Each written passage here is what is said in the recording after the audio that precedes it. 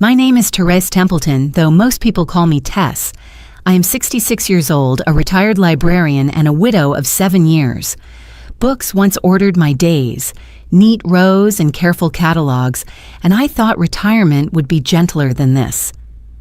That afternoon, I carried a cranberry orange loaf wrapped in parchment, the kind of bread I always baked for holidays, still warm in my hands. It was 2:17 p.m. on Thanksgiving when I paused in the hallway of my son's house and heard my daughter-in-law's voice, low and sharp. "When can we finally get rid of her?" The words sliced through me with a precision sharper than any knife. I froze, the loaf pressing against my chest like a shield, while laughter floated from the dining room. My breath caught, but I did not retreat. I straightened my back, opened the door, and walked into the party as if nothing had been said. On the surface, I was just another aging mother bringing bread. Inside, I was already writing the ending to her little plan. Moments like this, I've learned, are where life forks in two directions. One road bends toward silence and shrinking away. The other leads forward into the storm, armed only with dignity. If you're listening now, perhaps you know what it feels like when a single phrase shifts the ground beneath you. I ask you to stay with me, because what unfolded from that whisper was not only about betrayal, but about reclaiming strength in places I thought I had lost it. At the dining table, the lights glowed golden, polished silverware clinked, and glasses shone with reflections. My son Noah's voice rose in easy conversation. Guests leaned in, smiling. And Sloane, perfect hair pinned, her dress a studied shade of cranberry that almost mocked the loaf in my hands, caught sight of me.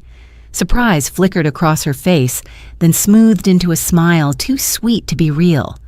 I moved toward the table, setting the loaf carefully on the counter, though no one turned to notice. My place card waited on a side table near the kitchen doorway, the letters smudged as if printed in haste. I took it without comment, though a small sting settled into my chest. I could still feel the echo of her words. When can we finally get rid of her? I pulled out my chair and sat down, smoothing my skirt and tucking my hands into my lap. My gaze swept the table and landed briefly on Lena, my 16-year-old granddaughter, her shoulders stiff, her eyes avoiding mine. Something passed there, quick as a shadow, but enough to lodge itself in my memory. In that instant, I made myself a promise. I would not crumble quietly. Life teaches librarians many lessons, and one of them is how to follow a trail.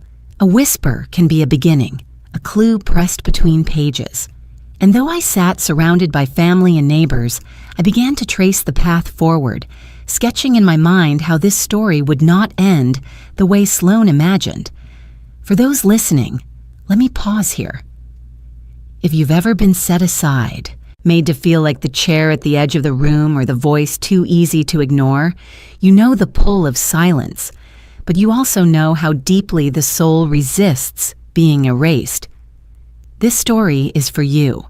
If it stirs something inside, I invite you to stay until the end, to walk with me through humiliation, resolve, and something unexpected, a kind of healing I never thought possible. The hum of voices rose again, and I reached for my water glass, steadying my hand. Noah lifted his glass and spoke. To family. His words skimmed past me, as though family were a circle I no longer fit into. Yet I sat there anyway, the cranberry orange loaf cooling behind me, my spine straight, my ears still burning with Sloane's whisper. In that moment, I stopped being the guest who brought bread. I became the quiet author of a story whose final chapter would belong to me.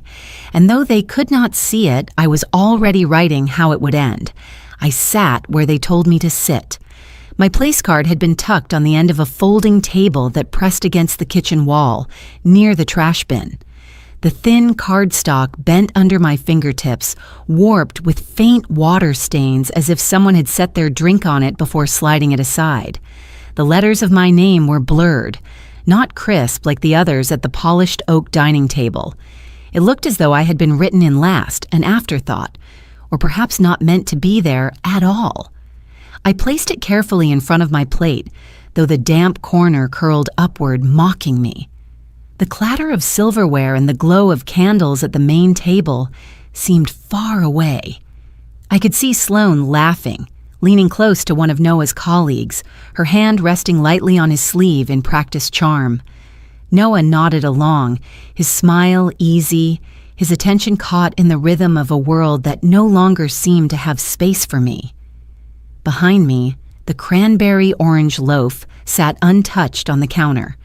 Its fragrance of citrus and spice had followed me all afternoon while it baked, the same scent that had perfumed my kitchen on every holiday since Noah was a boy.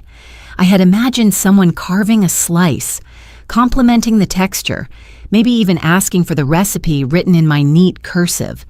Instead, the foil crinkled quietly as it cooled, ignored. Plates of glossy pies and bakery cakes were passed hand to hand while my bread remained still, as though it carried no meaning at all. When Noah lifted his glass again, he said it louder this time. To family. The words echoed off the walls. Glasses clinked in unison. Smiles broke around the table, but not a single head turned toward me at my smaller seat. I raised my own glass anyway, the water lukewarm, the rim faintly chipped. My voice stayed in my throat. I swallowed both the water and the ache. I glanced toward Lena. She sat between her parents, her long hair hiding part of her face. When her eyes caught mine, she looked down swiftly, studying her plate as if the pattern of the china held secrets worth unraveling. My heart tightened at her avoidance. Children learn quickly where silence is safest, and in that moment I understood she had been taught not to stand too close to me. So I sat quietly, my napkin folded once, twice, until the corners lined perfectly. Years in the library had taught me that even in disorder there could be order, a small gesture of control. While the others laughed over anecdotes I was not invited to share, I cataloged this moment in my mind with painful clarity. The water-stained placard, the ignored loaf, the toast that left me invisible. Humiliation, I have discovered, rarely announces itself in shouts. It seeps in through smaller details, a warped card, a cooling loaf, a granddaughter's downcast eyes. These fragments pierced deeper than any confrontation could. They whispered a truth that I could no longer deny. I was being erased, gently, deliberately, until I would remain only as a burden they wished away. But humiliation is also a record. That day I began to keep one, not in ledgers or journals meant for others to see, but in the quiet corners of my memory. Every slight, every omission, every overheard phrase became an entry. Librarians understand preservation. I would preserve this, too. I lifted my fork and tasted the turkey, dry at the edges. Around me, conversation hummed, a language I was no longer fluent in. Still, I kept my back straight, my breath even, and the record forming silently inside me. I was being written out of their story, but I had already chosen to begin writing my own. That night, long after the house had gone quiet, I carried a small tin box from the top shelf of my closet down to the kitchen table. It was dented at the corners, the faded blue paint chipped from years of use, once filled with cookies when Noah was still a child. Over the years, it had become a vessel for papers I could not throw away. As I slid it open, the faint scent of old paper rose, comforting and sharp all at once. Inside, neatly folded in its envelope, lay the gift letter I had written nearly a decade ago. My handwriting was smaller then, steadier. The letter confirmed that I had given Noah and Sloane $78,500 for the down payment on their home. I had insisted the money was not a loan. No repayment expected, I had written. At the time, it felt like the right thing to do, a mother investing in her son's future, believing his new marriage deserved a foundation of stability. Attached was a copy of the deed, clean and crisp, bearing only two names, Noah Templeton and Sloane Avery Templeton. My name did not appear anywhere, not even as a footnote in the official lines. I traced the ink with my finger, and the absence spoke louder than any presence could. My sacrifice had been reduced to invisible ink. Beneath it, another paper slipped free, a note in my own hand. Loan to Noah, 10,000 January. There was no signature, no witness, just a mother's scrawl on a torn sheet of stationery. He had been so eager, standing in my kitchen, his eyes bright with the fire of his first startup. He told me it would be temporary, that investors were circling, that 10,000 was merely a seed. I had pressed the bills into his hand, proud of his ambition, never asking for a contract. A contract, after all, might have suggested I did not trust him. I closed my eyes and remembered his hug, the way he whispered, "You'll see, Mom." This will change everything. He had meant it. I believed him. But the startup had collapsed into dust, leaving behind creditors and debt collectors who now shadowed his steps, and me with nothing but scraps of memory and a note no court would honor. The tin box lay open, its contents spread across the table like a story written without me. I realized then how completely I had stripped myself of any legal standing. Out of love, I had given everything without protecting myself. A librarian knows the importance of records, yet I had failed to record my own safety. I sat in silence, the refrigerator humming softly behind me. The gift letter, the deed, the forgotten loan, they were not just papers. They were evidence of how easily affection can be turned into erasure when no safeguard exists. I pressed the lid back onto the tin and pulled it close, resting my hands on top. For the first time, a different thought stirred in me. Not grief, not humiliation, but clarity. They might believe I had nothing left, no claim, no voice.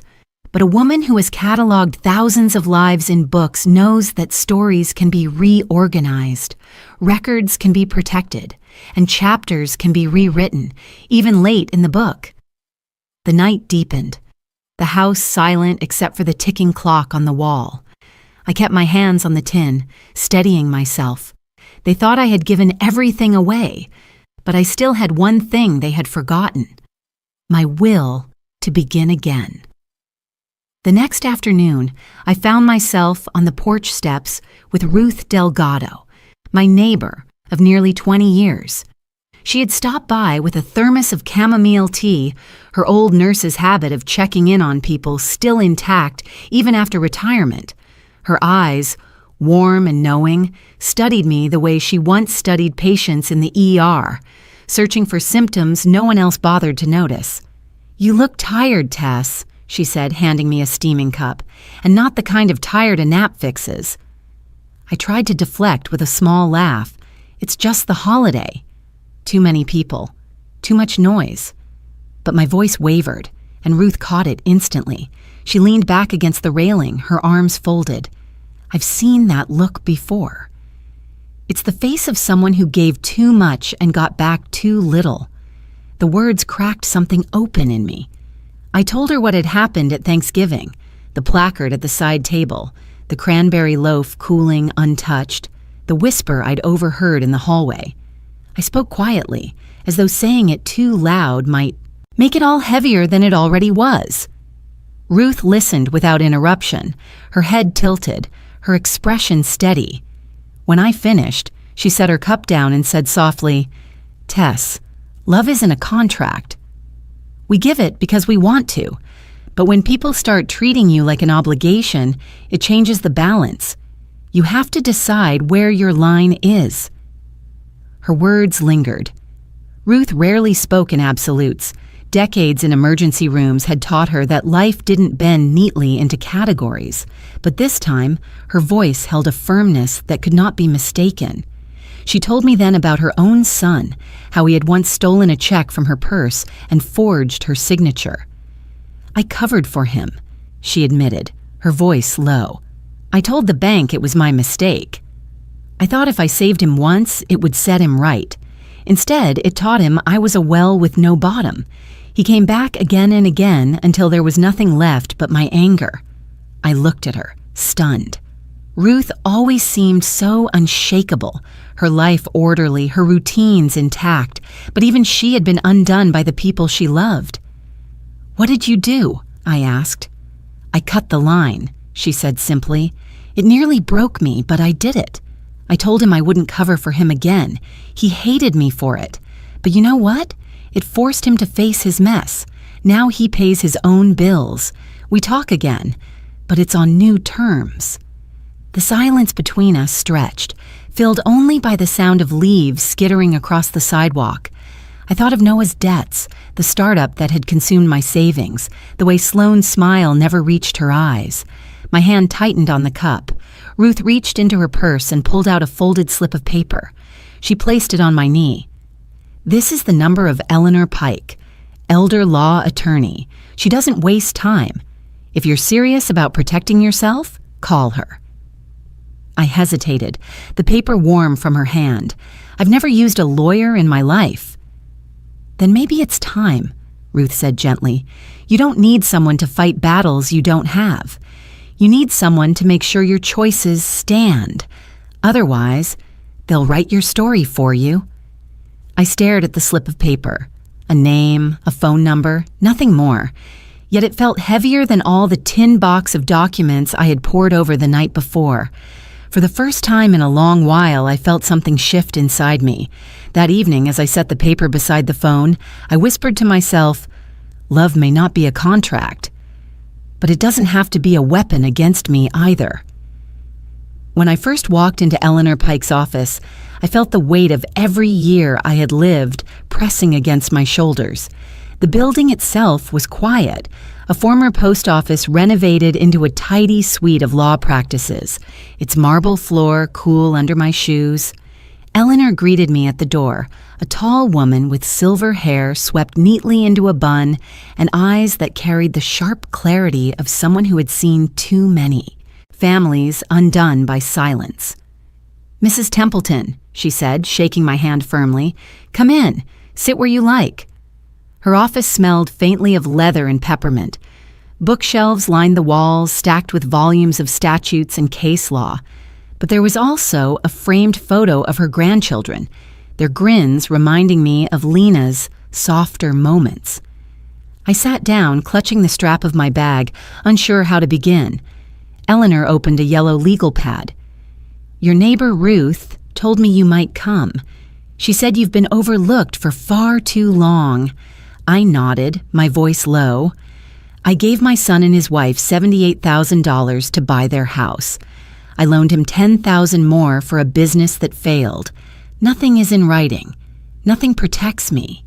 And now..." My throat tightened as I recalled Sloane's whisper. "Now they want me gone." Eleanor listened without blinking, her pen resting on the pad. When I finished, she leaned forward. "Mrs. Templeton, the law can't fix cruelty, but it can guard against exploitation.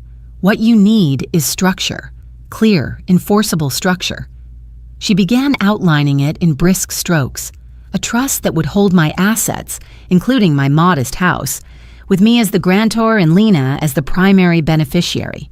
A pour-over will to ensure that anything not already in the trust would flow into it seamlessly. Power of attorney for finances and healthcare proxy, so that no one could strip my decision-making if they tried to claim incompetence. And, perhaps most striking, a no-contest clause that would disinherit anyone who dared to challenge it. Her words cut through the fog that had clouded me for weeks. Each piece she described was like a rung on a ladder I could climb back onto, away from the humiliation of Thanksgiving. "A no-contest clause?" I asked. "That means if they try to fight it..." "They lose automatically," Eleanor said, her tone calm but final. "It is not cruelty, Mrs. Templeton. It is clarity. You are the one who decides how your life is written, not your daughter-in-law, not even your son.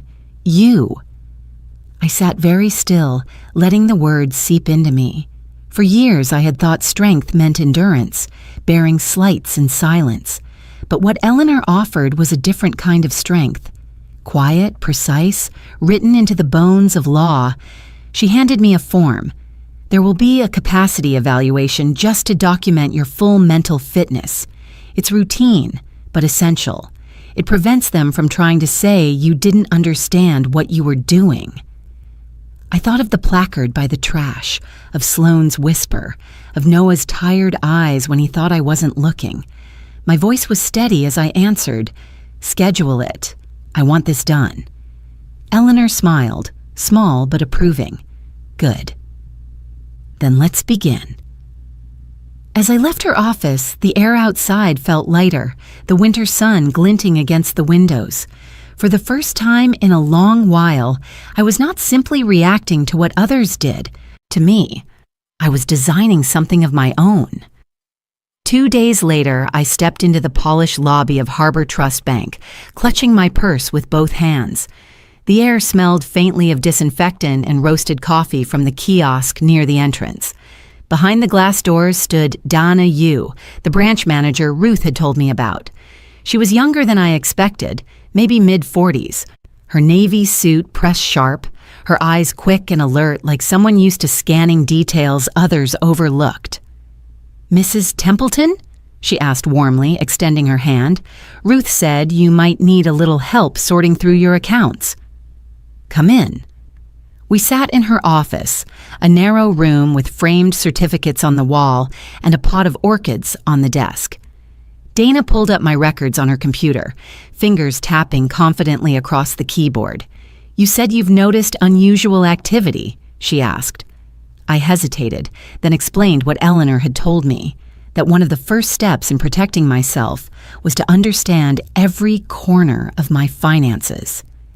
"I just want to be sure nothing has slipped past me," I said quietly.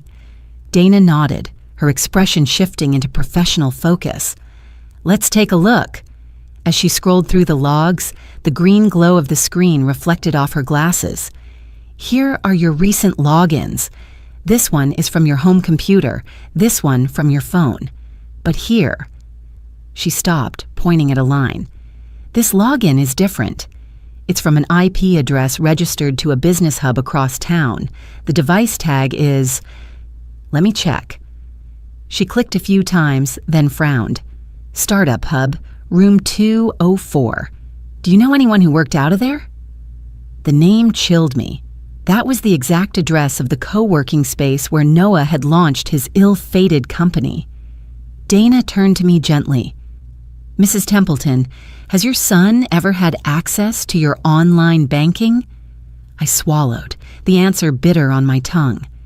Years ago, when he was trying to set up automatic payments for his business, he said it would be temporary. I thought it was all removed. Dana leaned back, tapping her pen against the desk. "This login was 3 weeks ago. It looks like whoever it was didn't move money directly, but they did browse.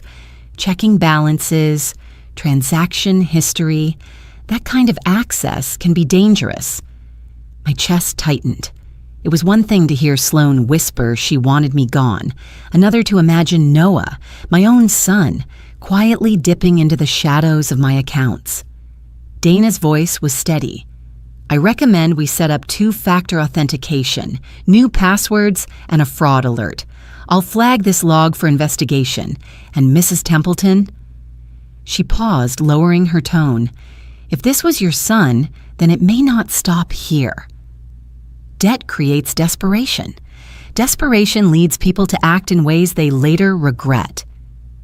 I looked down at my hands folded on my lap, the skin marked with lines and age spots. For years, those hands had signed checks, written notes, passed money across the table without question. Each gesture had been love, or what I thought was love.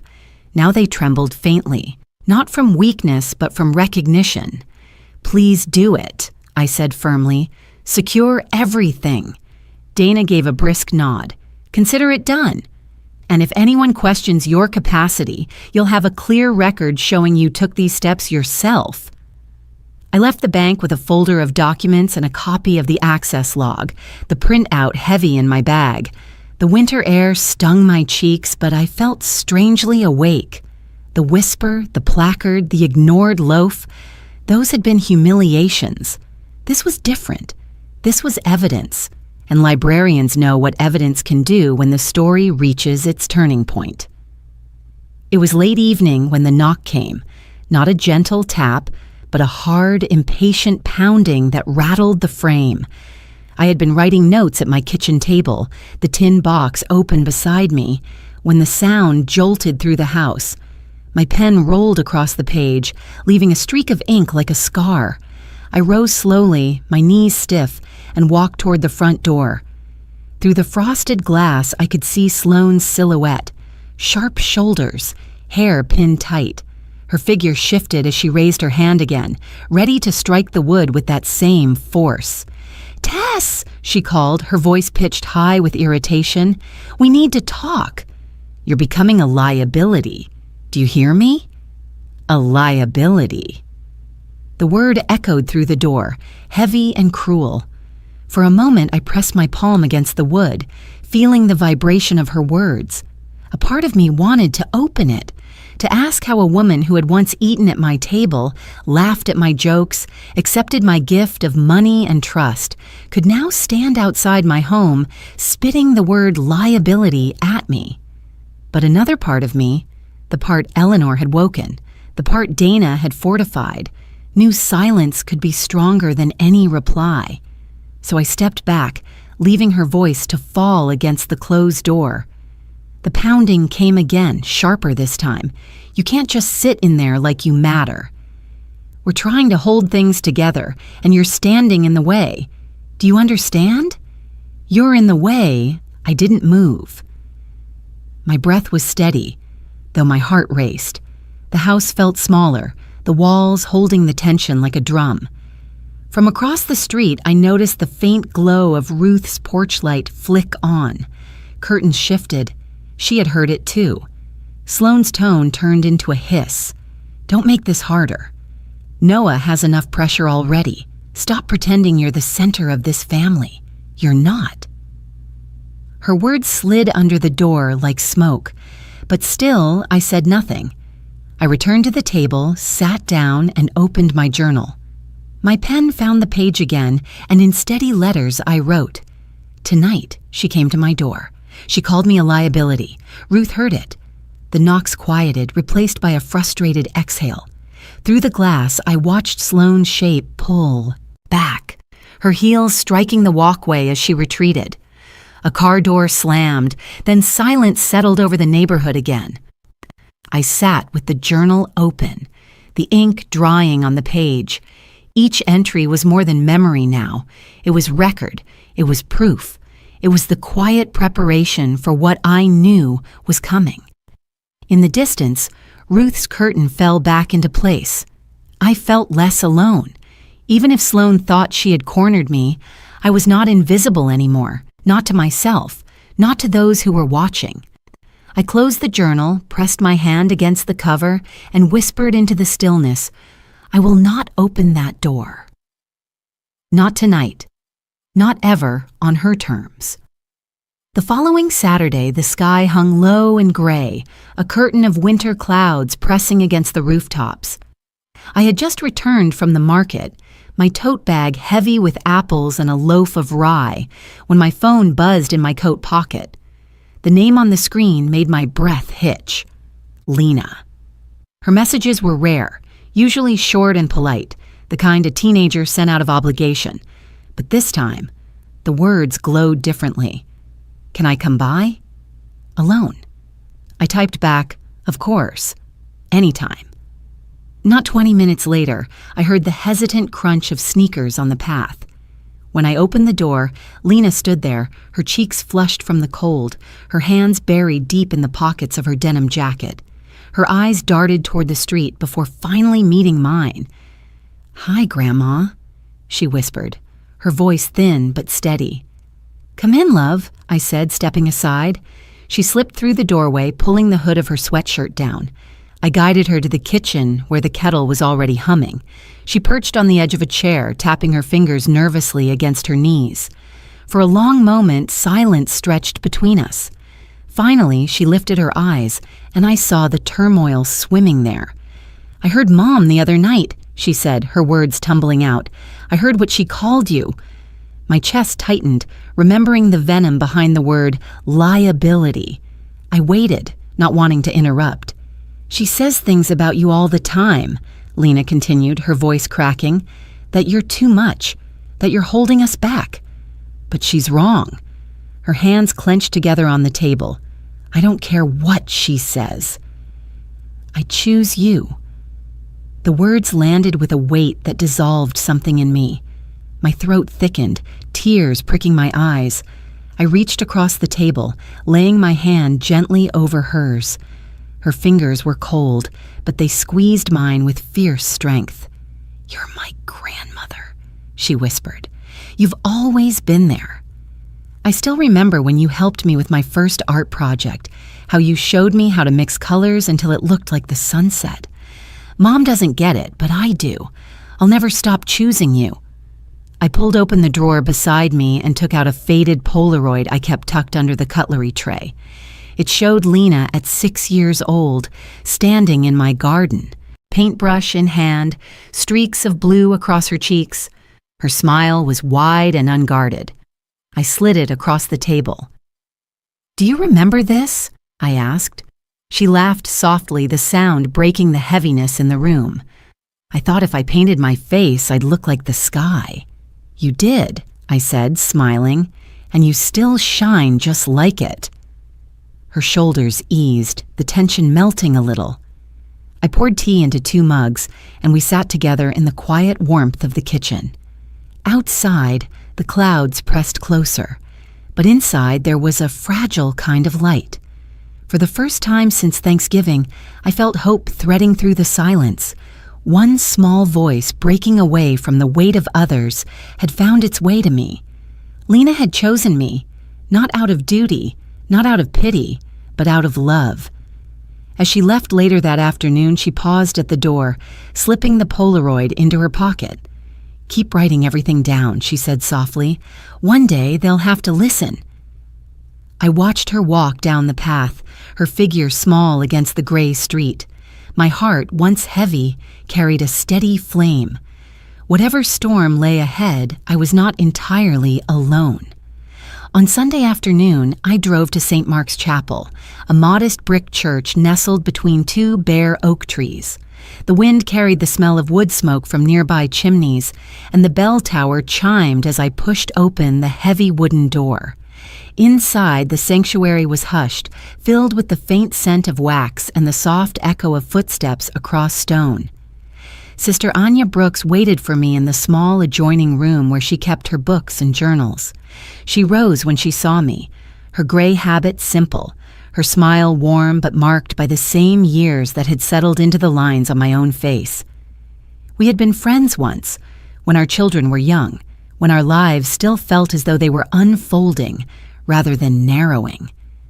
Time and distance had scattered us, but her presence remained steady, like a bookmark I could return to when I needed to remember where I left off. We sat across from each other, a small pot of tea steaming between us.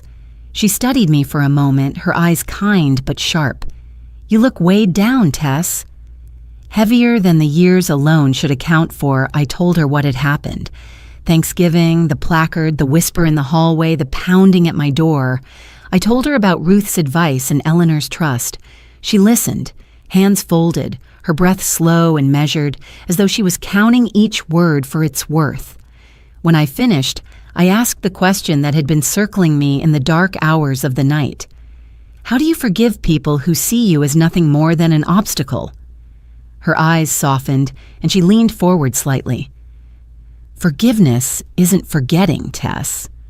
It isn't erasing the harm or pretending it never happened. Forgiveness is deciding where your boundary lies and refusing to let their cruelty define you. It is not letting them rewrite your worth." I frowned. "But if I forgive, don't I let them win?" Anya shook her head. "No, you let yourself win. You stop drinking the poison they serve. You refuse to live inside their bitterness. Forgiveness isn't for them. It's for you. It gives you the freedom to protect yourself without hate chaining you down." Her words stirred something inside me, though part of me resisted. The hurt was still raw, still fresh. Yet as I looked into her face, lined with years of carrying other people's burdens, I felt a small shift. She was not asking me to excuse what Sloan had done. She was asking me to reclaim the part of myself that Sloan had no right to touch. Anya reached into the drawer beside her and pulled out a small leather journal worn at the edges. She set it gently in my hands. When you feel the weight pressing in, write it here. Write what happened, write what you feel, and then mark where your boundary is. That way, the story belongs to you, not to them. I traced the cover with my fingertips, the leather soft and pliable. My own journal at home already bore entries of humiliation and resolve, but this felt like a place to define myself differently, not just as the victim of erasure, but as the guardian of my own lines. When I rose to leave, the bell outside chimed again. Anya touched my arm and said, "Forgive by standing firm.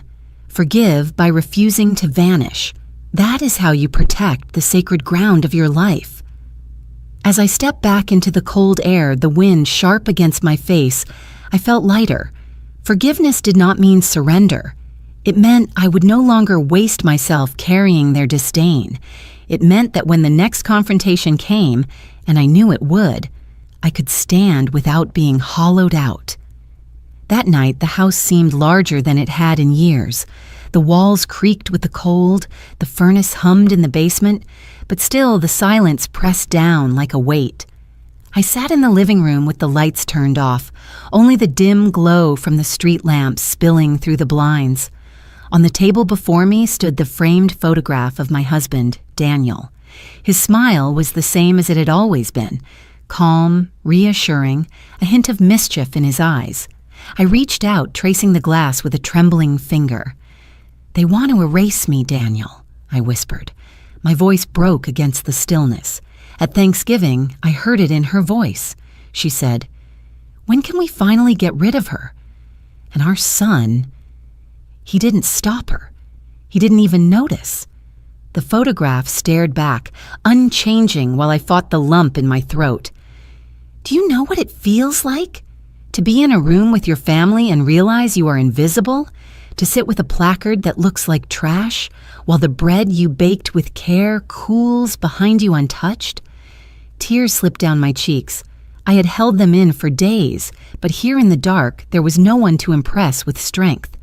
I pressed both hands to my face, letting the grief pour out. I tried to do everything right. I gave them the money for their house. I loaned Noah what he needed for his dream. I never asked for repayment, never wrote a contract, because I believed love was enough. But love doesn't seem to count anymore. Not with them. The clock ticked steadily on the mantel, each second like a heartbeat. I folded forward, resting my forehead against my hands. I'm so tired of being humiliated in my own son's home. So tired of being called a burden, a liability. I can't carry this much longer. For a moment, the temptation to give up nearly swallowed me, to let them have their way, to retreat quietly into a corner of the world until I faded completely. But then my eyes lifted again to Daniel's photo. His face, frozen in that familiar half-smile, reminded me of the nights when we used to talk long past midnight, making plans for a future we thought would be long and steady. He had never once let anyone tell him he was less than he was. He had never let me believe I was either. I took a shaky breath. If you were here, you'd tell me to get up. You'd tell me to stop crying and start acting. You'd tell me dignity doesn't come from what others hand you. It comes from what you refuse to let them take. The tears slowed. I pressed the heel of my hand against my chest, where the ache lingered but did not consume me. My whisper grew steadier. They think they can write me out of the story. But I will not let them. I will not be erased. The furnace clicked again, sending a wave of warmth through the vent. I lifted the journal Sister Anya had given me and opened it to a blank page. In bold, deliberate strokes, I wrote, Tonight I almost gave in, but I will not. I will rise. Closing the book, I leaned back in my chair, the photograph still watching over me. The pain was real, but beneath it something stronger pulsed. Resolve, faint but steady, like an ember waiting to be fanned into flame. "Rest easy, Daniel," I whispered to the shadows. "I'll take it from here." The next morning, the winter light spilled pale across my kitchen table. I set the tin recipe box in front of me, the same box that once held scraps of cardstock and index cards from my years at the library. Over time, it had become a home for the things that mattered: handwritten recipes, tucked notes, scraps of my life folded into neat corners. My hands shook slightly as I sorted through them. Lemon bars, chicken soup, cranberry orange loaf written in my best cursive. Each card held the weight of memory, the echo of family dinners when my presence still meant something. Slowly, I pulled out a blank white card. Its surface was unmarked, crisp, as if waiting for a story not yet told. On it, in firm strokes, I wrote 6 words. "The rest is meant for me." I placed the card on top of the stack, then closed the lid with a final snap.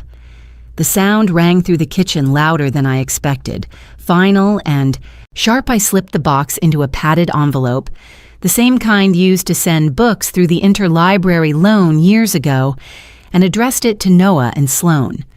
As I sealed it, a kind of stillness came over me. This was no longer just a recipe box. It was a symbol, a statement that whatever I had given freely before, I was done handing over pieces of myself without protection. I carried the package to the post office, the cold air biting at my cheeks.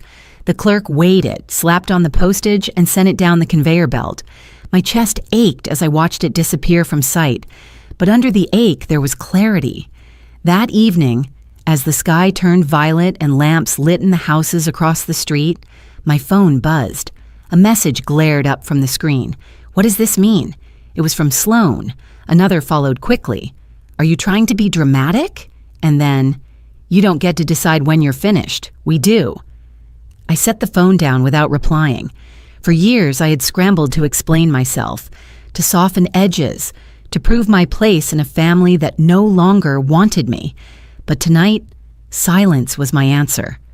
The recipe box was gone from my shelf, mailed away. The empty space it left behind felt startling at first, a gap in the familiar order of my kitchen. But as I stood there, hands resting on the cleared spot, I realized the emptiness was not loss.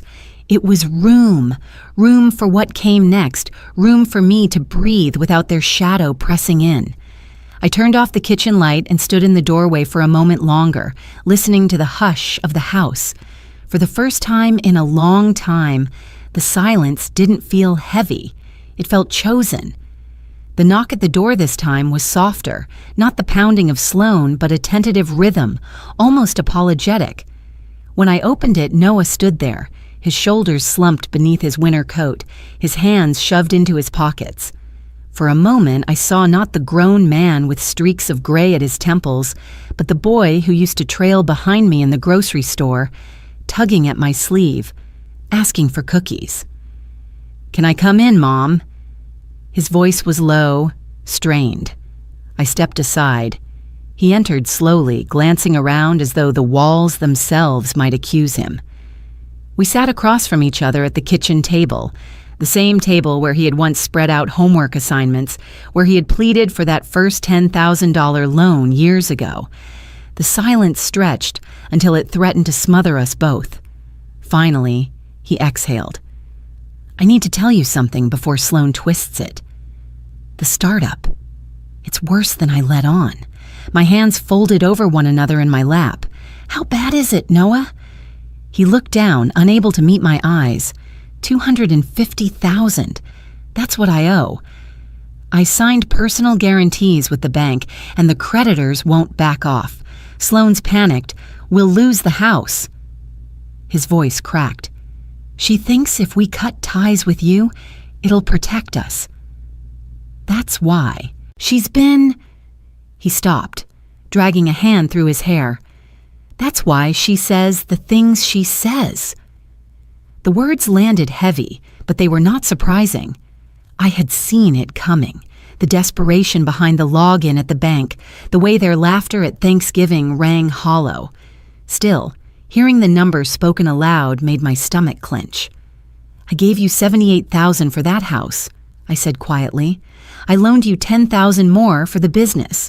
And now you tell me I'm the liability? His head snapped up, shame flickering across his face. I know, Mom. I know what you've done for me. But Sloane's scared. She thinks you'll drag us under if people realize you're vulnerable.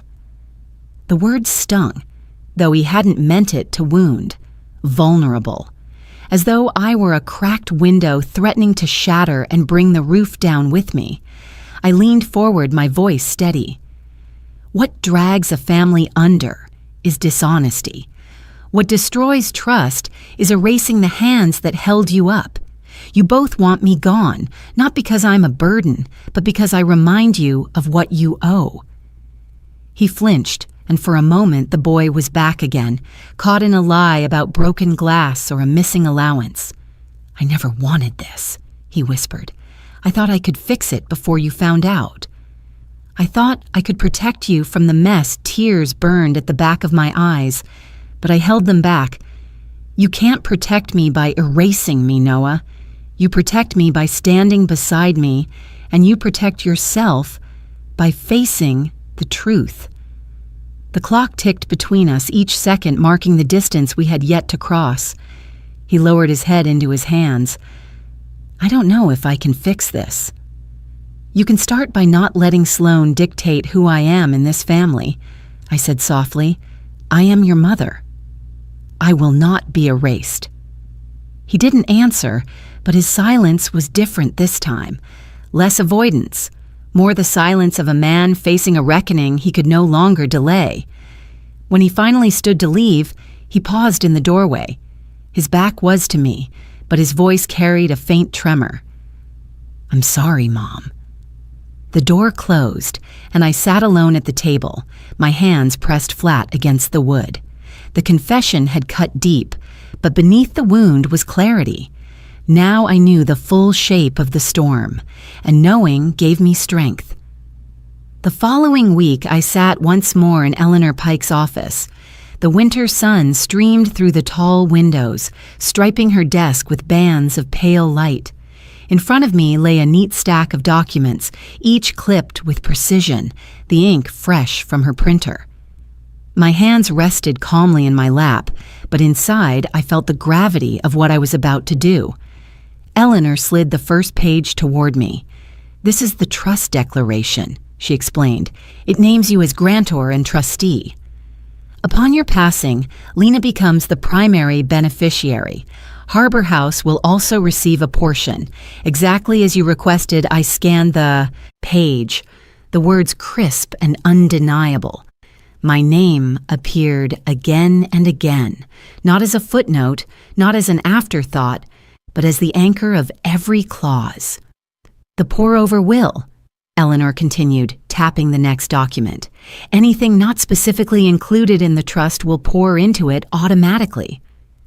That way, nothing falls through the cracks. She handed me another. Here is the durable power of attorney and healthcare proxy. You've named no one from your immediate family, by choice. This ensures no one can claim control over your finances or medical care. I nodded. Each step was another stone laid firmly in the path I had chosen. Eleanor leaned back in her chair. And finally, the no contest clause. If anyone contests your trust or your will, they are automatically disinherited. They walk away with nothing. The words settled over the room like iron. I thought of Sloane's whisper in the hallway, her fists against my door, her texts dripping with disdain. I thought of Noah's weary eyes, his confession of crushing debt. And then I thought of Lena, slipping that Polaroid into her pocket, whispering, I choose you. My hand did not tremble as I picked up the pen. I'm ready, I said. Eleanor nodded to the notary waiting quietly in the corner. With deliberate strokes, I signed each page. My name flowed across the paper, steady and sure, leaving no room for erasure. When the last page was complete, Eleanor gathered the stack into a folder and closed it firmly. "It's done. From this moment, your wishes are protected. And Tess," she met my eyes, her expression softening, "if they try to break you in court, they'll discover the trap you've set. You are stronger than they realize." Before I left, she handed me a sealed envelope. "This is a letter of notice. Send it to Noah and Sloan. It warns them that any attempt to contest your decisions will void their claims entirely. It's not cruelty, it's foresight." That evening at my kitchen table, I addressed the envelope in my careful librarian script. Sliding it into the mailbox, I felt a quiet surge in my chest. For years I had given without protection, loved without condition, endured without boundaries. Now the balance had shifted. The trap was not vengeance. It was law. It was order. It was the proof that I had not vanished, that I could still decide how my story would unfold. As I closed the mailbox, the winter wind bit at my cheeks, but it no longer felt like punishment. It felt like clarity. The papers were signed, sealed, and alive in the world. For the first time since Thanksgiving, I walked back into my house not as someone erased, but as someone restored. The courthouse smelled faintly of old wood and polished brass, the kind of place where time seemed to gather in the corners. I walked in with Eleanor Pike at my side, her briefcase swinging like a sword she knew how to wield. Ruth sat 2 rows back, her hands folded tight in her lap, her presence a steady reminder that I was not walking into this battle alone. Lena had wanted to come, but I told her to stay at school. Some burdens are too heavy for young shoulders. The bailiff called the session to order, and Judge Miriam Kent entered, her black robe flowing, her eyes sharp and measured. She settled into her chair, scanning the courtroom with a gaze that missed nothing. To one side sat Sloan, immaculate in a navy suit, her lips pressed thin, her hand clutching Noah's arm like a tether. Noah's face was pale, his jaw tight, sweat visible at his temple. The petition lay on the judge's desk, a request to declare me incompetent, to place me under guardianship so Noah and Sloan could manage my affairs. A polite way of saying, erase her, take her choices, strip her life until nothing remains. Eleanor rose first, her voice firm and clear. She called Dr. Howard Ames to the stand. He adjusted his glasses, unfolded his notes, and spoke with the authority of decades in geriatrics. "Mrs. Templeton is fully competent," he said. "Her memory, judgment, and reasoning are intact. I evaluated her personally, and she understands the nature and consequences of her decisions." Sloan shifted in her seat, her smile brittle. Next, Dana Yu from Harbor Trust stepped forward. She placed a series of printed logs on the evidence table. "These are records of unauthorized access to Mrs. Templeton's accounts," she explained. The device was traced to a co-working hub once leased by Mr. Noah Templeton's failed startup. The pattern shows intent to monitor her finances without her consent. I kept my gaze on Noah, his shoulders hunched, his fingers tightening around the edge of the table. Then came Ruth, steady and calm. She told the court what she had overheard. Sloan pounding at my door, calling me a liability. Her voice carried the weight of a nurse who had testified in emergencies before, firm, unswerving. "It was loud enough for the neighborhood to hear," she said, "and I heard every word." Finally, Eleanor handed forward my journals, pages of careful notes, each dated, each describing the whispers, the placard, the door that shook beneath Sloan's fist. The words lay there like quiet witnesses, undeniable in their consistency. The courtroom air grew heavy. Judge Kent adjusted her glasses, her expression hardening. "Mrs. Templeton has built a clear record of what she has endured," she said. But it was Noah who broke the silence. His voice cracked as he leaned toward the microphone. "She was never supposed to know about the bank," he muttered. "Sloan told me to check her balances, to make sure we could still cover the debt before we pushed her out. The words hung in the air like a bell tolling the end of pretense. The courtroom gasped. Sloane's hand flew from his arm, her face twisting into fury. "Noah!" she hissed, but it was too late. Judge Kent struck her gavel. "That will be enough." Her voice was iron. "The petition for guardianship is denied. Mrs. Templeton is of sound mind, and this court will not be used as a weapon to strip her dignity. Mrs. Sloane Templeton, your conduct borders on coercion and fraud. I strongly advise you to reconsider your path forward." The gavel came down again, final and sharp. The case was dismissed. I sat still, my hands folded in my lap, my spine straight. The storm had broken, but I did not need to gloat or shout. The law had spoken. The truth had been dragged into the light, not by me forcing it, but by Noah's own slip of tongue. As we left the courtroom, Eleanor touched my arm. "You held your ground," she said quietly. "Now they know you cannot be erased." Outside, the cold air felt different, crisp, alive, no longer heavy with dread. For the first time in years, I felt the warmth of justice settle around me like a cloak. The snow had begun to melt into slush when I met Peter Albright on the front porch of my house. He stamped his boots on the mat, his cheeks flushed from the cold, a clipboard tucked beneath his arm. His expression carried both the sharp efficiency of a real estate agent and the quiet compassion of a man who had seen too many families fracture over property lines. "Are you sure about this, Tess?" he asked gently as I let him in. "You've lived here for more than 30 years. I nodded, though my throat tightened as I looked around the familiar rooms. The scent of books still lingered in the study, and the faint grooves in the hardwood marked where Noah had once raced toy cars in endless loops. Every wall carried shadows of a life I had carefully tended. Yet instead of feeling trapped in nostalgia, I felt something new. Choice. "I'm sure," I said firmly. "This house was built for a family that no longer gathers here.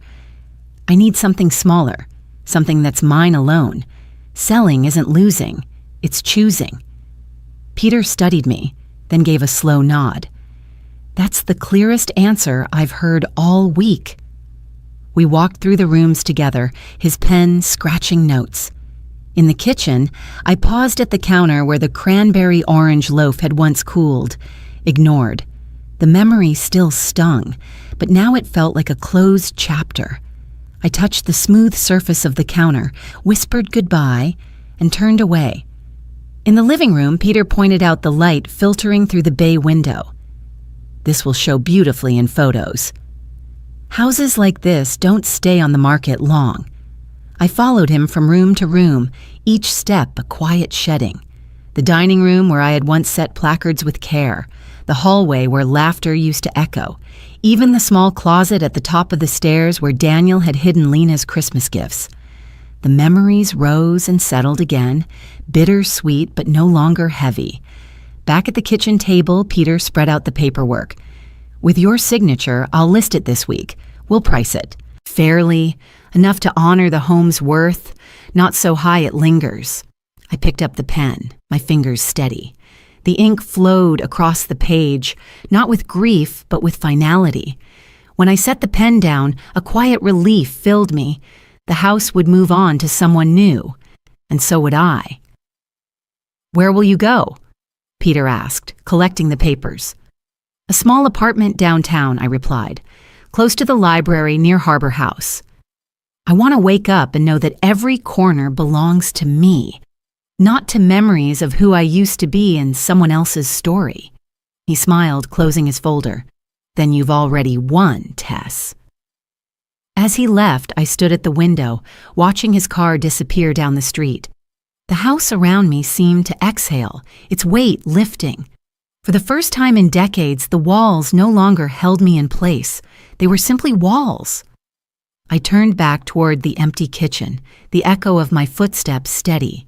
Selling was not surrender. Selling was freedom. The apartment was small, but it welcomed me like a fresh page. The walls were painted cream, the windows overlooked a quiet street, and the kitchen, though narrow, glowed with warmth when I simmered a pot of soup on the stove.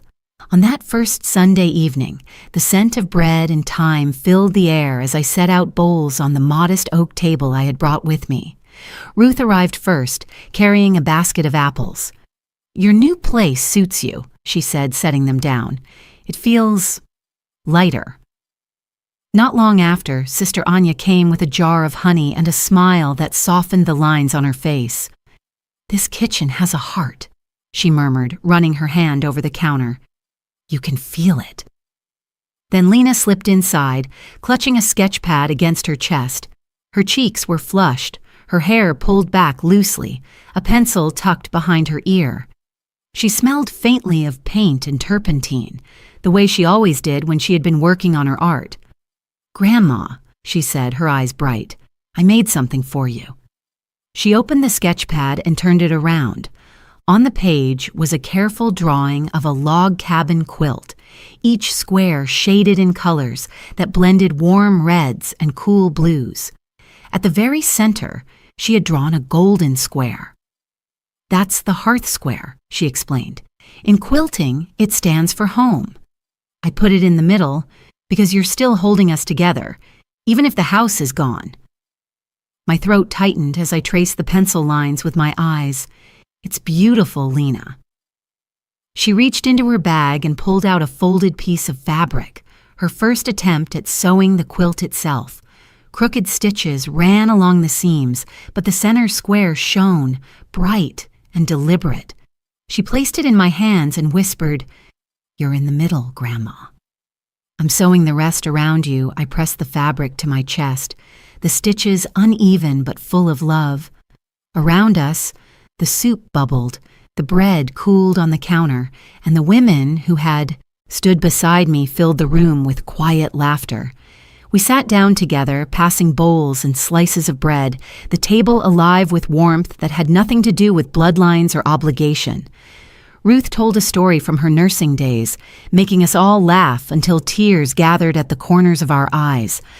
Anya spoke about the resilience she had seen in people who chose to live with boundaries rather than bitterness.